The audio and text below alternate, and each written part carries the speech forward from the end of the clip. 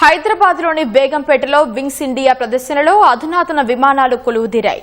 Air India, HAL, ఇండిగోతో పాటు పలు విమానయాన సంస్థలకు చెందిన లోహ విహంగాలు ప్రదర్శనలో ఉంచారు. దీనికి సంబంధించి మరిన్ని వివరాలు మా ప్రతినిధి శ్రీకాంత్ అందిస్తారు. వింగ్స్ ఇండియా ప్రదర్శనకు బేగంపేట విమానాశ్రయం వేదికైంది. నేటి నుంచి 4 రోజుల పాటు జరగనున్న వింగ్స్ ఇండియాలో దాదాపు దేశ విదేశాలకు చెందిన విమానయాన సంస్థలన్నీ పెద్ద ఎత్తున పాల్గొన్నాయి.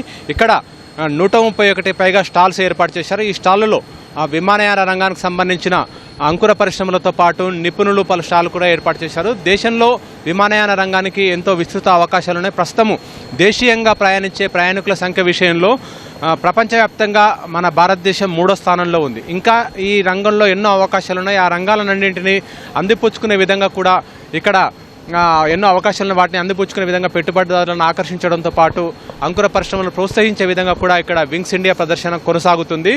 పౌర విమానయాన శాఖ ఫిక్కీ ఆధ్వర్యంలో ఈ ప్రదర్శన ఏర్పాటు చేశారు. పౌర విమానయాన శాఖ మంత్రి రామ్మోహన్ నాయుడు సాయంత్రం ఈ కార్యక్రమానికి సంబంధించి పలు పారిశ్రామికవేత్తలతో పాటు పెట్టుబడిదారులతో ఒప్పందాలు కూడా చేసుకొని ఉన్నారు.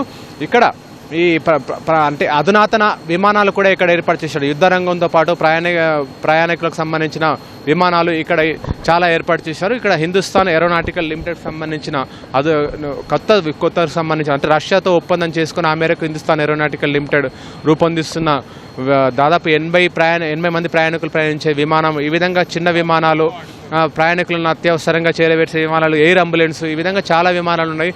అధునాతన పెద్ద విమానాలు కూడా ఉన్నాయి. ఎయిర్ బ్యాటరీతో పాటు ఎయిర్ ఎక్స్ప్రెస్, ఎయిర్ ఇండియా, ఇండిగోకు సంబంధించిన విమానాలు, ఈ విధంగా అన్ని కంపెనీల విమానయాన సంస్థలకు సంబంధించిన విమానాలను కూడా ఇక్కడ ఏర్పాటు చేశారు.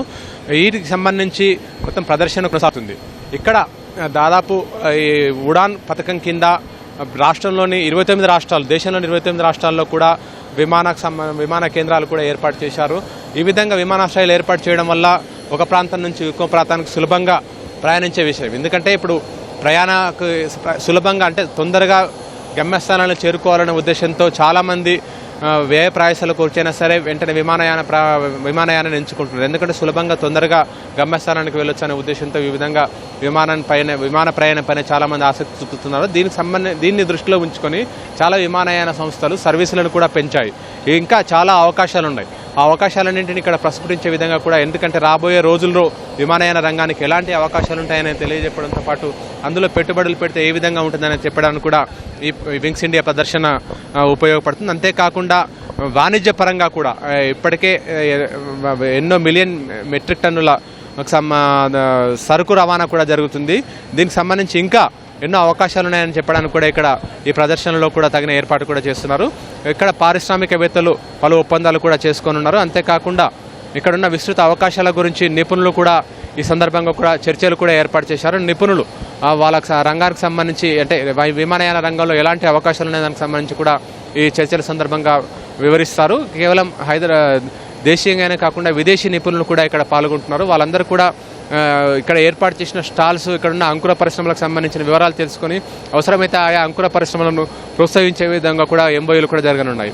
ఈ 4 రోజుల పాటు జరిగే వింగ్స్ ఇండియా ప్రదర్శనకి CISF ఆధ్వర్యంలో కట్టుదిట్టమైన భద్రత కూడా ఏర్పాటు చేశారు.